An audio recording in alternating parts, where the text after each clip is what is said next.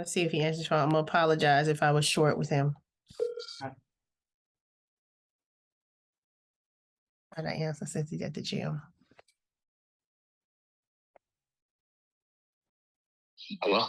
Hey, I know you're at the gym. I wanted to apologize if I was short with you just now. I was like trying to open the link and we just finished and I didn't mean to sound short with you.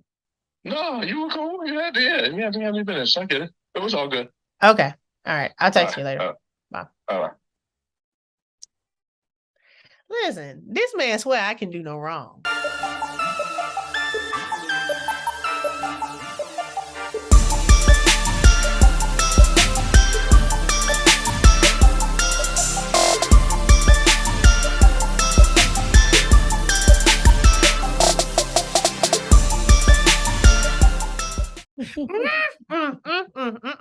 Oh no, he didn't. Girl, yes he did. Yes he did. Welcome, Patreon. So let's just catch you up. A few minutes ago, before we start recording our episode for this week, my friend James, y'all know I have a friend, James, called, and my mean, petty, hateful friend felt like I was short with him in our little conversation because I told him, hey, I'm about to record a podcast. He said, cool, I'm about to do this and this. Okay, talk to you later. Bye. She said, well, you kind of were a little short with him. And I have to admit, I tend to be short with him. Mm-hmm. Self-admittedly, because I'm still trying to learn how to be this man's friend without being this man's woman. Right. So I just called to apologize and acknowledge, hey, and he doesn't receive, like he really does receive me good days, bad days. He just keeps showing back up. Called y'all. He called and he was like, hey, how you doing? I just saw your video. What video? It wasn't that bad, was it? Oh, it was. The contrasting tonal voices. Yeah. It was like so for my mean petty friend to say it. Okay. Well, I'm about to record, so all right. For my mean, evil, petty friend to say it, I know it must be bad. I wish we know it's true just because I feel like I consciously am a little like this with him. And my mean, evil, petty friend says, you was kind of rude. So y'all know if she said it, it must have been bad. It was such a contrast. I'm trying to learn. Okay, so that's the update. I still do talk to my friend James every day. The other guy. Let me before we move on. Okay. This is what was funny about the whole situation. So they talk, she's dry, they get off the phone, and then she looked at me and she said, he's so nice. What the hell? He is. He is very nice to me. He's very encouraging. He's very you ain't sound like it on the phone. That's all I'm saying. No, I didn't sound like it. And that's the thing. I feel like every time I hang up from him, I think he's so nice. But not sometimes you can think somebody's so nice and you're not interested or attracted to him. It's like, oh, bless his heart. And with him, I'm like, I really love that we're not dating. I love that he's not my man. I love that I'm not in a relationship with anyone. But I do want to figure out how to be nicer to him. But I feel like even in how I am, it does not discourage him in any way from calling, from talking, from being supportive, from being nice. Right. And part of that, it's that thing, I can't remember, was it the last guy you dated that when he saw you be kind of mean and he still liked you, you'd be like, oh, wait a minute. Okay. You still like me? That's kind of where I am. No, I get it. Honestly, with him. Yeah. Is I'm starting to say, Well, I think, but you're not from the example you use with me, that's kind of who I am, like how I speak and stuff like that. You're not necessarily a short person or, I'm having to create this persona with him. Yeah, but I don't know. And I don't know if that just makes you more comfortable in that relationship with him, as opposed to having, because sometimes you do have to put on in when you're talking to someone just to kind of, not spoil the vibe or whatever. But with him, you don't feel like you have to anyway. Right. And almost like it's like a more comfortable, interaction. Yeah. And I think that's part of it. That's part of it. I even told him the other day, like we hadn't talked for a couple of days because both of us have just been busy. And he said, well, I hate that we haven't been able to talk the last few days, you know. And I said, but that's okay. We don't have to talk every day. Now, you know, I feel that way. Even if I'm dating someone, I ain't got to talk to you every day.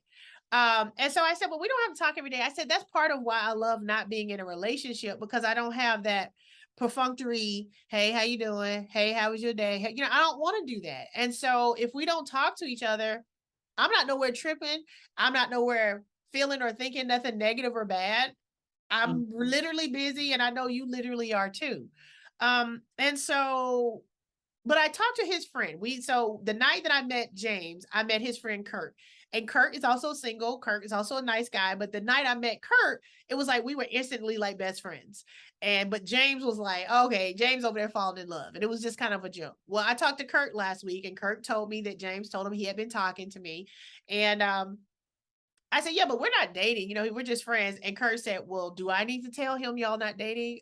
And I said, he literally knows we are not dating. And he said, yeah, but he seemed kind of really excited that he talks to you. I said, well, he should be excited that he's talking to me. I said, but he's my friend. He's a great guy. I said, I don't think you need to tell him something.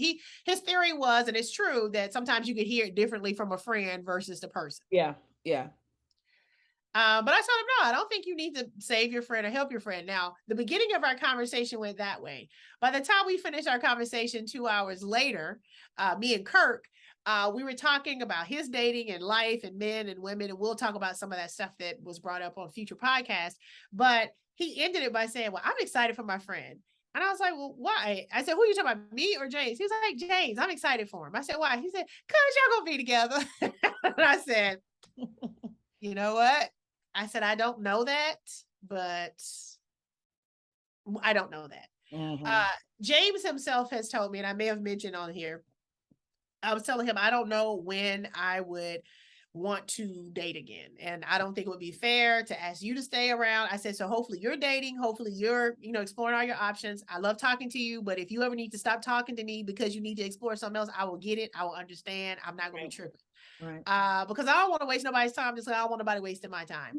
And at that time, he said something to the effect of, yeah, no, I know that. I'm cool. And he was like, now, if it's been like 5 years or something, and I took 5 years as being, there's no way in the world you would wait for nobody for no 5 years. Right. So the next day I said to him, I said, you know, yesterday you said something about, well, if it had been 5 years, like you would be waiting 5 years. Like you would wait around. And he said, well, no, I just said 5 years. I mean, but if it's 6 or 7, I mean, I was like, he went worse. He went worse. But how much of this is me punishing this man for everybody else? Oh, 75%. Did you want to think about that first? Expound on that, please. And I don't see it as a punishment, because I mean, you've been honest with him. It's not like you're deceiving him in any way. So I don't think it's a punishment. He has a choice of whether he wants to leave or not, or stick around, and he's sticking around. But I think when you get determined to do something, you're going to do it 100%. You're not in a space where you have a desire to date anyone, and you're sticking to it, period. But it's not a hard decision. In the past, though, you have said, I'm not going to date, and you ease back into it because I don't know why. But this time, looking back, I don't know why. I don't know why, because in every other decision in your life, you make a decision about something, you're going to do it. But that we've both talked about our issues when it comes to dating and having relationships, where we don't necessarily apply the same. I don't know if it's dedicated. I don't know what it is. We don't apply the same rules. Yeah, the same thought process that we apply to everything. That we apply to every other part of our life, and part of it's because we can't control it. Right. But now you're in a space where you are applying that to this decision to remain single.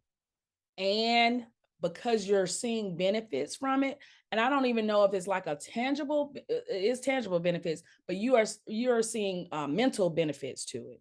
Mm-hmm. You're in a great mind space, and so you don't want to let that go again.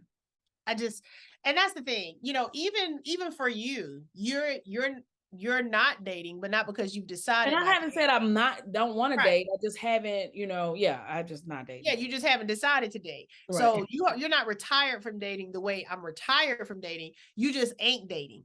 And so Mhm. I think even in that, you've had moments where you said, I thought about getting on the apps. That's literally will never be another thought for me again in the history of life. Right, And so right. sometimes, yeah, so those things happen where I think in the past when I was like, I'm cool, I'm not going to date, I would meet somebody that pursued me and I'd be like, okay, Mhm. well, if he's pursuing me and he seems like, okay, then that's how I'd end up dating again. And as soon as it would be over, I'd be like, wait a minute, I don't even like doing that. And I think the last one really, really, really, really confirmed for me, I don't like it. I don't like dating. Yeah. I think the last one really, really cured me Mhm. because he was great on paper. He was horrible in real life. And I still was trying to figure out how to make it work. And none of that is rational to me in my right mind. Right. Joke about the clothes and stuff I was doing and buying, last year when I was insane. And so, yes, I do want to protect my peace at all costs. And James does not threaten my peace in any way. But I also think James would be different if I was wanting to be in a relationship with James. Right. That's another thing you're holding on to. You're holding on to the fact that you kind of you feel like and you're probably right. I don't disagree with I it. believe I'm right. I believe I'm right. Men act differently towards you when they feel like they can't have you versus when they know they got you. They are in the space of the chase, right? They are chasers by nature. That's just what they are. And so, we've all seen it in our relationships where a man may change, the manners in which he, approaches you may change once he realizes he has your attention. And it's not that he doesn't like you any less. Sometimes he does, but that thrill is gone. Yeah, right. The thrill of the chase is gone. And how many women have been dogged out or cheated on by a dude, and you remember that? Wait, you was sweating me. I wasn't even feeling you like that, bro. I can't tell you that story how many times, but that's the point is I've even said to him, he's 52. He's 52 years old. He's never been married. He dated one woman for 6 years, another woman for 4 years, and he is admittedly has been afraid of what marriage means, and he's had a fear of it. I think we use a lot of other language for it, but I think the root of it is fear of it not working out, fear of it being disastrous, fear of it, altering our lives in a negative way. So when I asked him why did he think he had never been married, he said, I think I just always had a fear of it. I received that as a perfectly honest answer. But I said to him, but you dated this woman for 6 years and you knew you had a fear of marriage and you knew you probably weren't going to marry. He said, but I didn't know that until it happened. And then it was like, I said, but you took up 6 years of her life. The next you took up 4 years of her life. I said, so I think the reason why you're able to kind of say, hey, boo, I'm gonna call you tomorrow, whatever, is because it's comfortable. You are safe from me. Okay. Because I believe there's no way at 52, you've never been married. You've admittedly had a fear of marriage. You've been in long-term relationships that now you all in on this one that don't want to be in a relationship. No. Right. So I think there is you present a safety element for him as well. It's a safety element both ways. Both 100%. And I think it's working for us in that we get to have the engagement with a person we respect. We get to have the conversation. You get to have the companionship, even though he's in Delaware, it's still a person I know I could talk to. He's very supportive. He's very encouraging. He's funny even when he's not funny, and I literally enjoy talking to him. I don't talk to him because I have to. I don't talk to him. Think about how many times you've dated somebody and you literally did not want to ever have to talk to them again. But you had to because it was your boyfriend. I don't have that. So I think I told him, I said, one thing I know about us is we are pretty safe from each other, because if I'm 47 and have never been married, never been close, and never really had a whole desire about it, just in a freestanding concept, and you're 52 and he's been in his job 25 years. So you ain't afraid of commitment like I am, I said, I think we're safe. I don't think these are the two people that's going to meet each other and now all of a sudden have to try to get married. That's not rational. That is not going to happen. And I think knowing that probably is not going to happen is easy. Right. But I don't think that's how this is going to end up. Now he believes that we are going to end up together in a dating romantic relationship. Right. I don't know that. And I'm not against it, but I just don't know that to be true. Because I just have no interest in doing that with nobody. So we'll see. But I'm gonna figure out how I can be nicer to James. But yeah, I'll be like this. Hey girl, oh girl, hold on. Huh? Yeah. No. Busy. That Bye. I mean, that was such a my gosh. Yeah, because he don't And need to see honestly, what the I soft edge question of Eunice looks I like. He don't question need who she was talking to, like, because I was frustrated with my phone ringing before we started to record, but these were people just bothering me, and like, I'm trying to record, y'all. She had not, gave that prerequisite, so I didn't know who she was talking to. I was like, who is this on the phone that she is so absolutely uninterested in right now? Not true. He's a great guy. I do like Okay. talking to him. Every time I hang up the phone with him, I do feel like bless his heart. And I do want to be And nice. you kind of said that when you Yeah. got off the phone this time, yeah. I do want to be nicer to him. I have to figure out that balance though for me, right? With not feeling like, I don't know. And I'm not mean to him. Let me say that. No, So no, I it wasn't recently mean. cut out sugar and I have been very sad the past few days because I haven't been having my nightly margarita cocktail. I haven't been consuming in sugar, which I'm addicted to and love. And so the first few days, there was nothing to live for.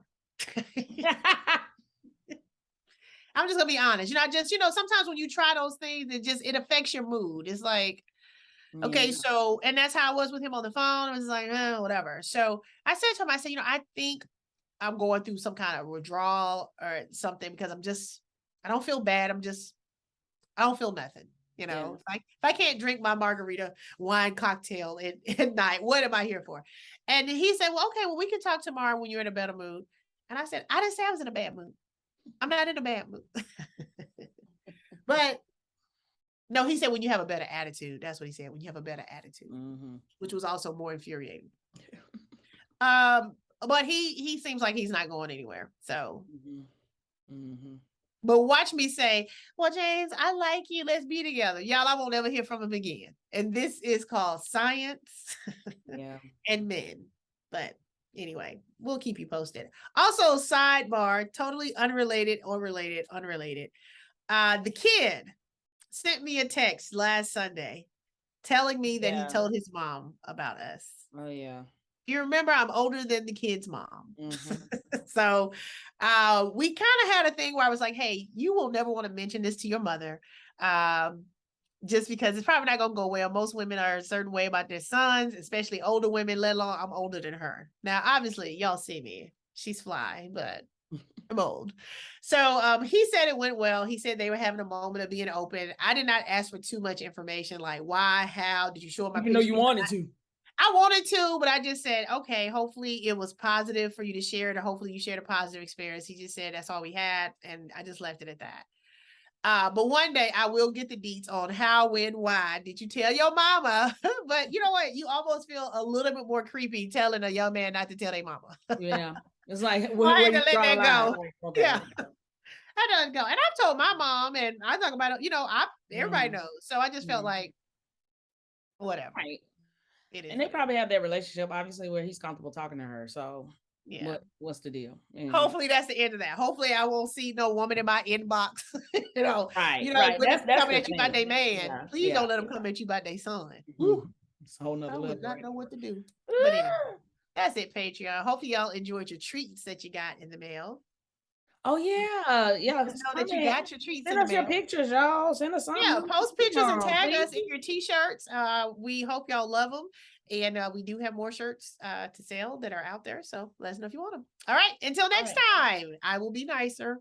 If my mean friend tells me I was mean, y'all know it was bad. I receive it.